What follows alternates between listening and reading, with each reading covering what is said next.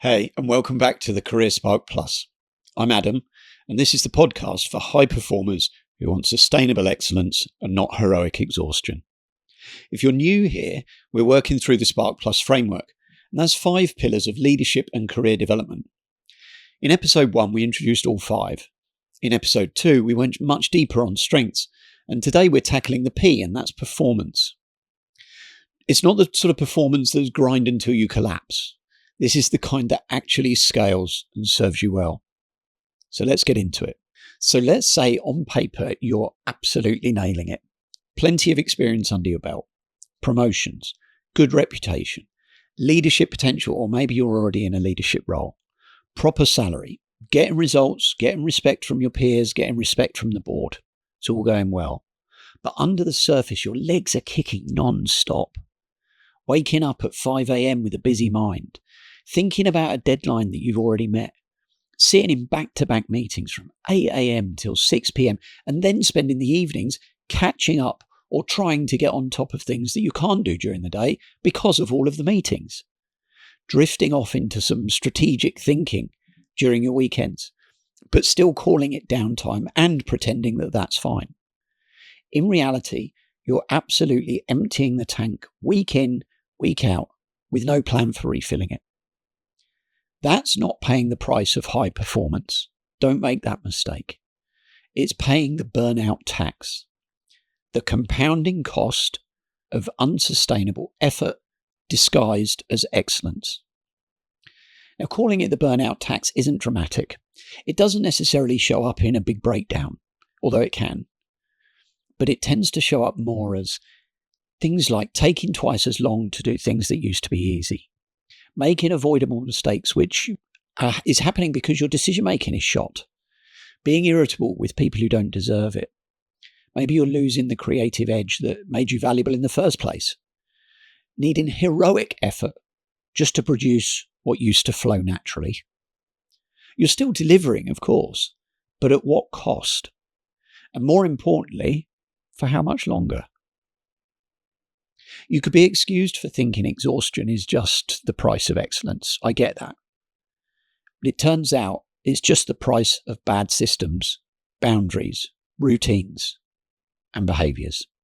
Now here's the lie high performers can end up believing. If you want exceptional results, you have to sacrifice everything. Your health, your relationships, your peace of mind. The narrative is so embedded in professional culture that we don't even question it anymore. But here's the truth. Elite performance isn't about working harder or longer. It's about being ruthlessly strategic about where you direct your finite energy. Real performance isn't just output. It's impact per unit of effort. And most people confuse being busy with being effective. They're not the same thing. The Eisenhower matrix, something that often resonates strongly with clients, splits your work into 4 quadrants. Let's talk about those 4 quadrants. Number 1, important plus urgent. Crises, deadlines, firefighting. Important plus not urgent. Strategic relationships, development, prevention. Not important and urgent. Interruptions, some emails, not all of them, other people's priorities. And the 4th one, not important and not urgent. Time wasters, busy work, performative nonsense. Now, people in quadrant 1 are probably high performers for sure, but they're reacting to what's screaming loudest. They think they're being effective because they're exhausted. Elite performers spend most of their time in quadrant 2. They prevent fires instead of fighting them. They build systems instead of relying on heroics. And they create leverage instead of trading time for output. The difference is strategic intention. You need to remember that phrase, strategic intention. I worked for a while in Namibia with the Africat Foundation on a leopard and cheetah conservation program. And while I was there, I learned something which I found quite profound about performance. Cheetahs can sprint up to 70 odd miles an hour, but only for about 20 or 30 seconds before they overheat and they need to rest. If they don't catch their prey in that window, they have to stop, rest, recover, or they'll literally cook themselves from the inside out. They're built for explosive, focused effort followed by recovery. They just don't do the endurance thing. They do intensity in bursts with intention. And we're kind of the same. You're not built for relentless grinding. You're built for focused bursts of brilliance followed by genuine recovery. The problem is that most people never create the space to do the recovery. They just move from one sprint to the next until ultimately their systems start to crack, or worse still, their system crashes completely. Sustainable performance isn't about going slower. It's about knowing when to sprint, when to pace, and when to rest. Pareto's principle says 80% of your results come from 20% of your activities, which means 80% of what you're doing is delivering marginal returns. Now just let that sink in for a moment. 80% of what you're doing is delivering marginal returns. I wonder how many leaders would struggle to tell you what their 20% is. Probably a lot, if they have never taken the time to do an audit on it. They just keep doing everything because it all feels important. And busy must be good, right? Throughout my coaching with executives, it's really clear that when you actually track where your impact comes from, it's shockingly concentrated. A handful of relationships, a specific type of mental or physical activity, depending on your profession. Typically, there are one or two high-leverage activities that create real disproportionate value. The rest, some necessary maintenance at best, theatre, or even automatic pilot at worst. An interesting exercise to do with leadership teams is to ask them to identify the 3 activities that, if done brilliantly and nothing else, would make you irreplaceable. Not the things they spend most time on, the things that create most value. Asking what the measure of value is also leads to some interesting discussions, but that's a different conversation. Then we look at their typical agenda over a week or a month or a quarter. Almost always, they're spending less than 30% of their time on the 20%. The rest is meetings they don't need, decisions that should have been delegated, and work that appears or feels productive, but it doesn't actually move the needle. Your job as a high performer isn't to do everything well. It's to identify your 20%, protect it like your career depends upon it, because it probably does, and systemize or delegate as much of the rest as you can. Willpower is a finite resource. It depletes throughout the day or in response to events, which means if your performance depends upon willpower, making the right choice in the moment, resisting distractions, forcing yourself to focus, then you're probably already losing. Elite performers often have discipline, but they are not solely dependent upon it. They build systems that make the right choices automatic for them. James Clear talks about this in Atomic Habits, which I highly recommend, by the way. You don't rise to the level of your goals. You fall to the level of your systems. And if those systems are constructed to make the outcomes you want inevitable, then endless focus and reaching for the goal is folly. In simple form, here's how it might look in practice. So instead of trying to resist checking emails during focused work, build a system. Turn off notifications, block email access during certain hours, create physical separation from your phone.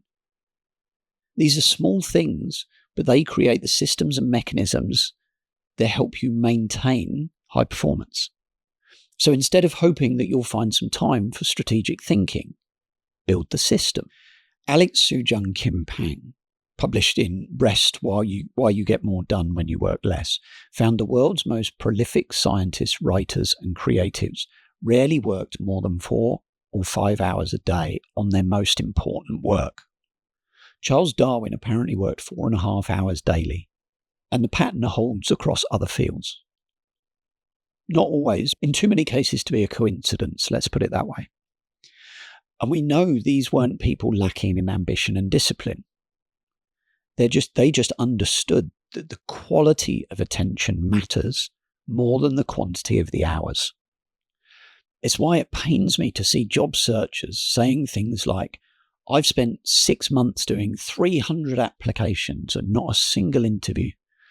The effort that they've put into that shows such ambition. But securing the new role isn't a function of time and quantity. It's a function of quality and a bunch of other things that we can't control anyway. But it's a function of quality. Here's one for you to quote next time the conversation comes up. There's another study in Australia on workplace productivity.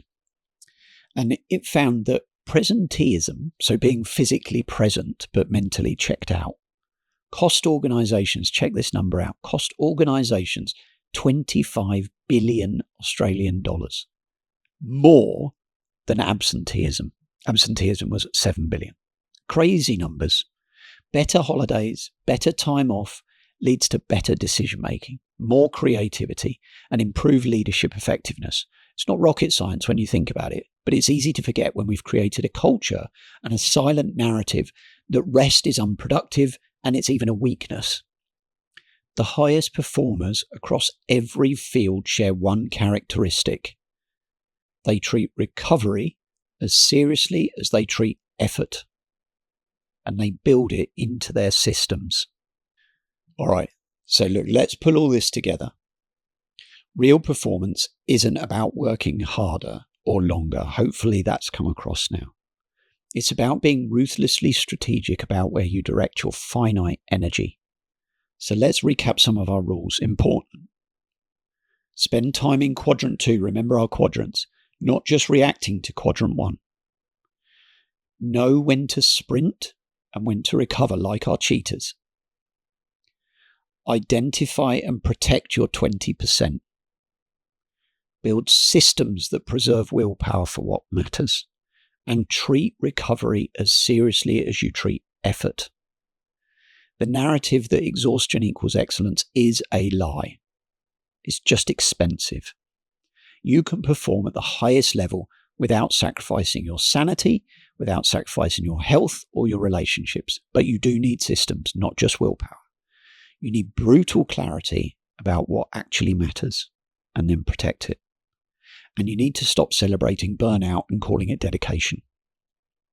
Here's a quote from Peter Drucker, and I love this.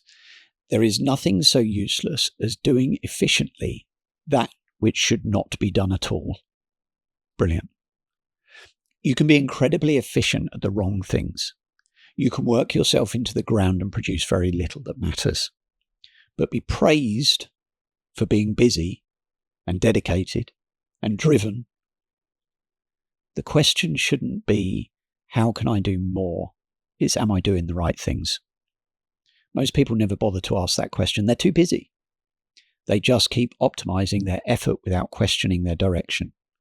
Elite performance starts with brutal clarity about what actually matters. Then it's about building the systems that protect your time and energy for those things. It's very simple. But how we forget about that every day in the thick of it. Everything else is just sophisticated procrastination of sorts. Okay, that's episode 3. If this resonated with you and you found it helpful and you're realizing you need to redesign how you perform, then let's talk genuinely. You can reach me through DMs on LinkedIn or book a call with me and we can talk it through.